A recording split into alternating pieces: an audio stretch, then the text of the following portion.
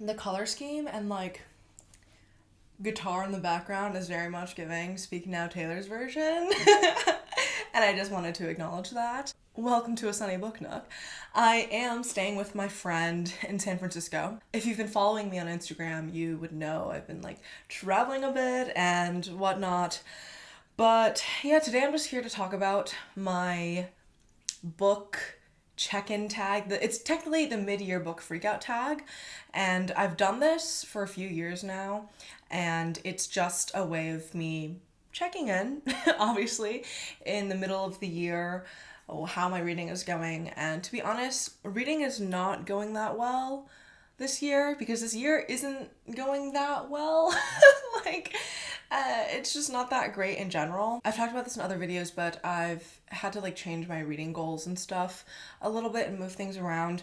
But before I get into all of that, I actually do have something really exciting to share, which is that today's video is sponsored by bookshop.org. I am partnering with bookshop.org today for Anti-Prime Day. So as you know, Amazon Prime is where a lot of people purchase their books due to, like the nature of fast shipping and whatnot.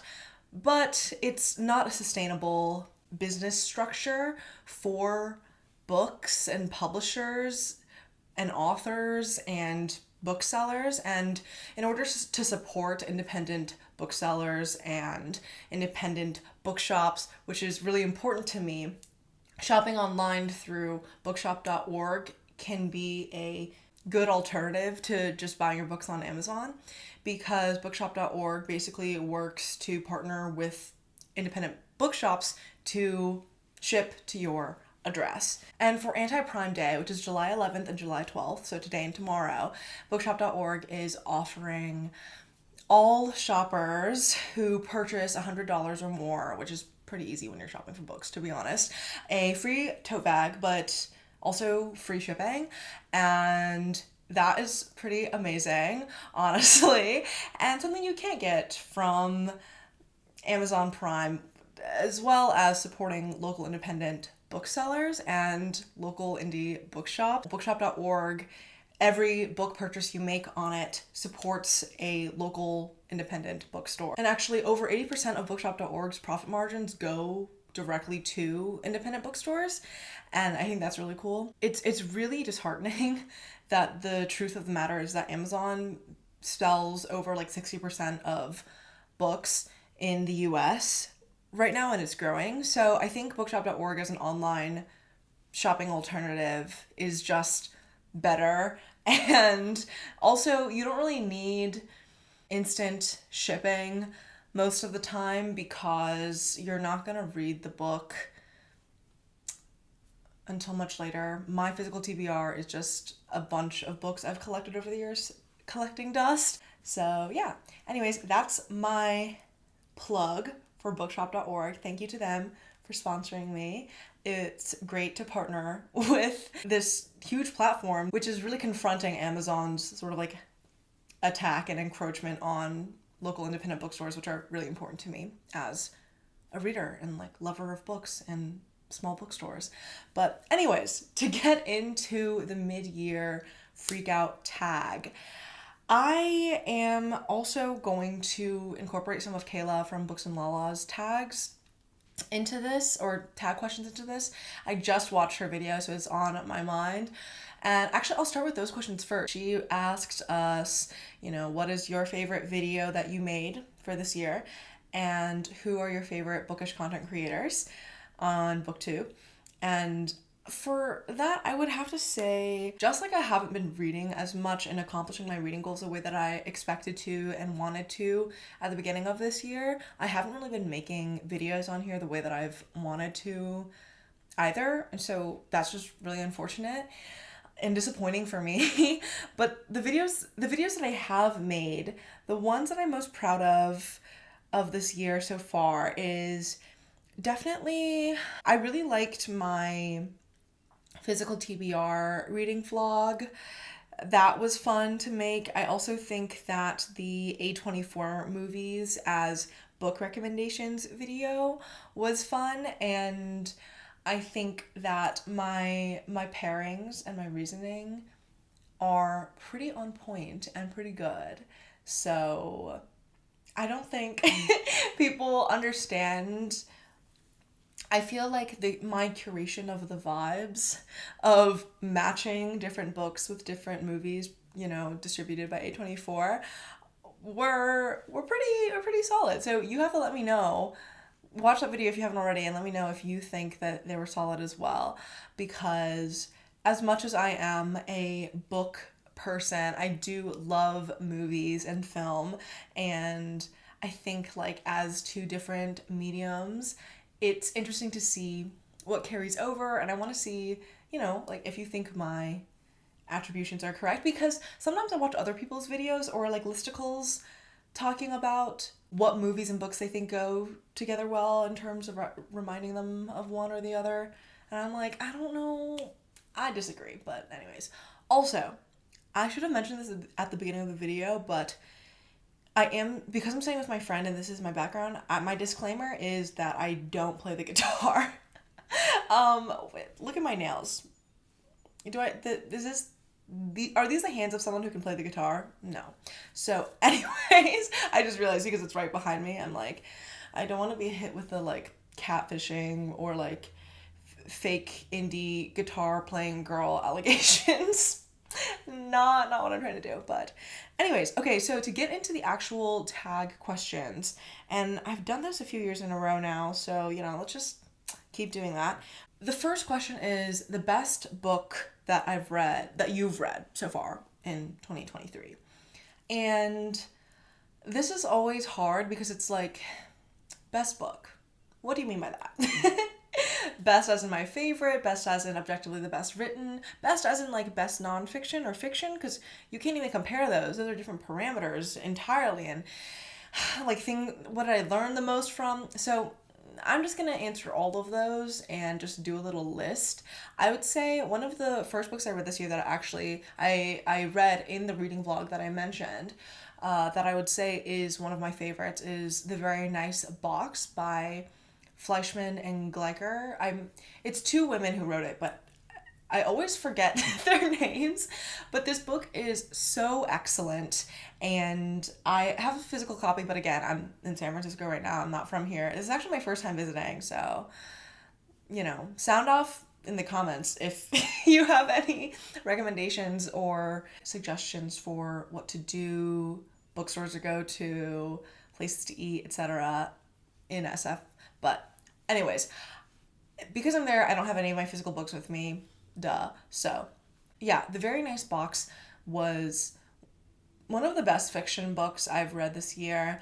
I still think about it, and actually it helped kind of inspire my new like Instagram handle at @sunnyboxhouse, because of obviously The Very Nice Box. This book deals with the question of like emotional abuse and toxicity and manipulation in this way that I have not seen before or since in fiction. Like, it was just astonishing.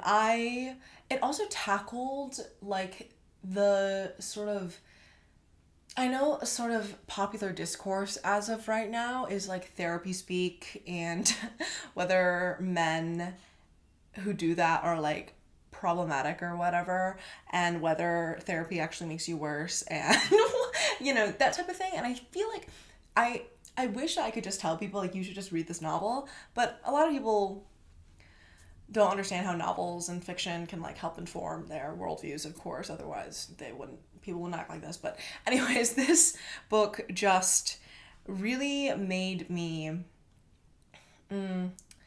it really moved me. I was gripped. I wanted to know what was happening. It gave me the sense of like compulsion to read, in terms of like things were just going crazy, and it was so wacky to see everything unfold the way that almost like Such a Fun Age by Kylie Reid did.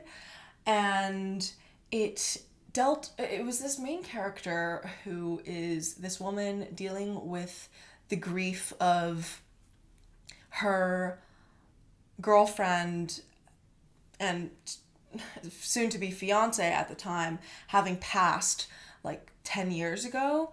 And she works at this company that is very like high-end IKEA core, and she's designing this product called the Very Nice Box that she's like putting a lot of her energy into. And she is a very dedicated engineer, but basically the guy who's at the head of the company sells it and like leaves, and she was there for the company since the very beginning, and like with him, the founder and owner of it, before he sold it to this new guy. And this new guy is named Matt, and Matt is like enigmatic and charming, and he charms everyone except our main character, who is very focused and anal and has her routines and has exactly what she wants to do and does exactly what she wants to do, and does the same thing every day and is content with that, essentially. But things get a little shaken up, and it is fucking wild to see. Our main character is also gay. She's a bisexual woman, and her previous partner, and I thought that the hashtag femme for both representation in in this was real, because I think her previous partner, and then also the different like love interests and stuff in this novel that are mentioned, are like butch women. She has this gay best friend who happens to be Latino in the workplace, and they like bond over being like tokenized as being like gay people and like women and like or you know a person of color or whatever, in this like corporate, you know, Brooklyn tower of design people. And the sort of hype that is around the new CEO Matt trying to implement all this like Google company hype shit, like it's the way that startups and companies will try to indoctrinate you into living a certain type of like lifestyle and having a sort of type of like pep and vibe in order to fit in and to like exist in this world, is just really compellingly portrayed in this novel. And our main character is super fascinating and heartwarming. She feels like a much more grounded and sane, but like real as fuck, like Emily Austen, main character of like Everyone in This Room will Someday Be Dead, or Eleanor Oliphant is Completely Fine, by Gail Honeyman, what's her name? This like literary fiction commercial contemporary novel was excellent, and I think one of the blurbs on the cover is like a workplace novel for the 21st century or something like that, and I definitely agree with that. I think it is very, very smart and moving. So anyways, really enjoyed this book, and it was also kind of a surprise, which is one of the questions, actually number 6, that the question number 1 is best book, number 6 is biggest surprise of the year. This was a surprise because I was not expecting this book to be a favorite. I was just trying to tackle my physical TBR, to be honest. But anyways, another favorite book of the year is Post Traumatic by Chantal V. Johnson, which I talked about. All of these books I talked about in my either January wrap up or my last wrap up, where I wrapped up every book that I read between January up until like June. So yeah, but Post Traumatic, I found this novel compelling and witty and acerbic and smart. I talk about it at length in our most recent podcast episode, where we go over our queer literature classes together, me and my podcast co-host, and I talk about how this book speaks to women's suffering, the issues of like sexual violence and gendered violence and trauma, of course, post-traumatic, and also like how that relates to like media consumption and the ethics around that. So yeah, this is a brilliant book. I really enjoyed it. I can't wait to read anything else Chantal V. Johnson writes. I read a short story of hers in a short story collection that I will talk about later, and I really like that as well. But anyways, love that one, but I talked about that one pretty recently. So then I would also say Stone Butch Blues, of course, which is right here because I handed it to my friend to read.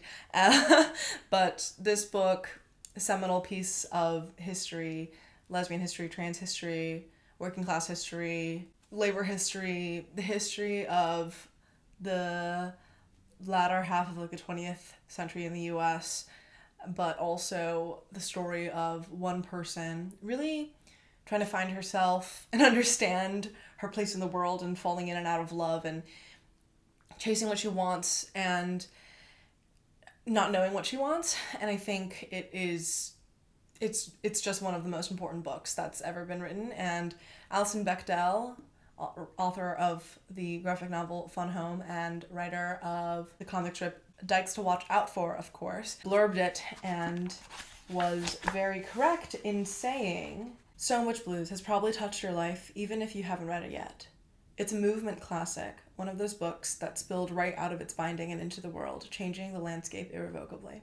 And I would say the final book that I would categorize as like best book I read this year on this list would definitely be in the same vein of like Stone Butch Blues, The Persistent Desire, edited by Jo Nessel. Jo Nessel was a femme lesbian who helped found the Lesbian Her Story archives and museum in Brooklyn, and she is a very important figure to me, and the way that she compiled and wrote in this collection, it really embodies that. I think that there are excerpts in here of Stone Butch Blues by Leslie Feinberg, book that I was just talking about, I think before it was actually published as a whole novel. There are so many different essays from so many different lesbians and butches and femmes of the 90s and interviews of people who are just talking about their lives and their love and their heartbreak and their, ways of navigating the world. And it is also filled with these gorgeous like photographs as well of people and like, transcriptions of talks and of meetings and panels. It was such a beautiful time capsule that also transcends time in such a way that really reached into and represented the reality and like truth of what it means to exist in the world exist in community and within identities of butch femness and lesbianism. So yeah, I found that life-changing and brilliant, of course. But finally, to move on to the second question in this tag, best sequel you've read so far in 2023. I would say this would be a book that I haven't even read the first book of, but I've read the second book of. I don't know if the third book is out yet, and that is What's the Matter with Mary Jane by Candace Jane Dorsey. This was such a fun mystery thriller novel. It had this like flippant tone that I thoroughly enjoy from thrillers and mysteries, and I'm always I'm always on the hunt for something funny and witty and cutting and sharp from a narrator who is all of those things, but gets sort of almost like either reluctantly pulled into a case or is just like it feels very like Charlie from Poker Face, the Natasha Lyonne Ryan Johnson show, feels very, like someone who doesn't really give a fuck but has to. And I think this sequel really embodies that. And I think the reason why I really enjoy the sequel, even though I haven't read the first book yet, I plan to. But because obviously the sequel follows the consequences of the first book, it's already built up the character and the world of that first book. The author's sort of filling in the gaps for the reader wasn't annoying, and it wasn't, I don't know, I wasn't really bothered by it, is what I mean. Like, it was honestly fine reading as a standalone. The reason why I read the sequel before reading the first book is because I couldn't find the first book in my online library, but now I can find it. It became available to me through Scribd. I thought that this was really fun, and I think that Bunny Wit, the pet cat of our main character, was also an adorable character. Everything that happened in this book was like, it's like a political fantasy, let's say, but not in a cringe red, white, and royal blue way, more of in like a ethical billionaires way.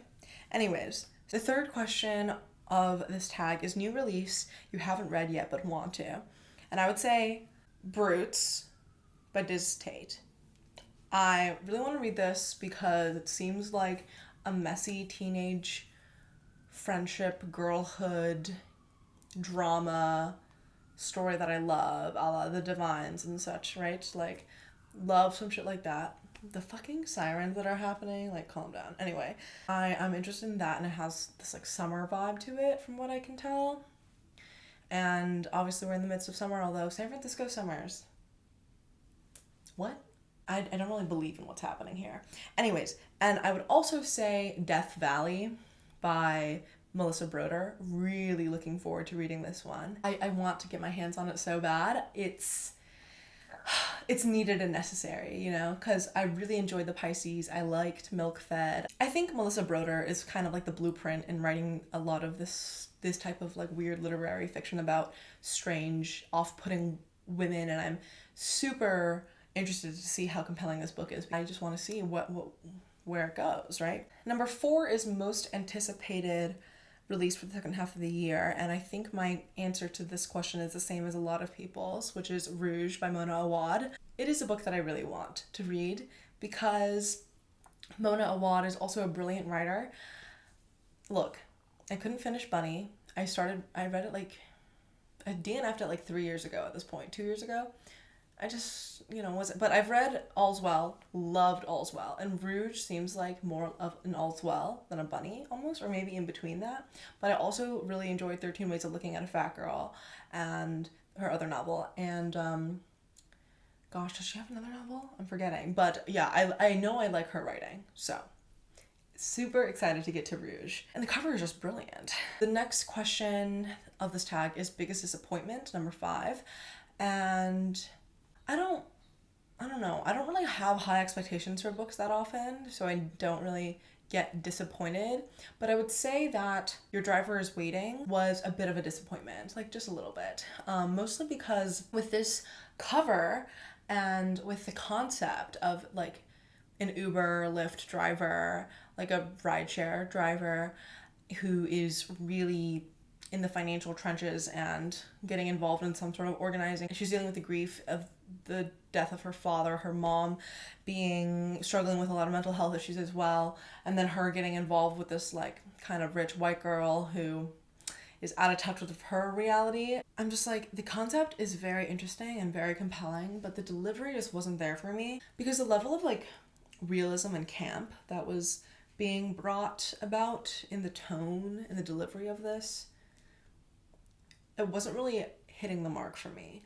I would also say that the level of like frustration that I felt as a reader was driving me insane. I just don't think the story was giving me enough credit.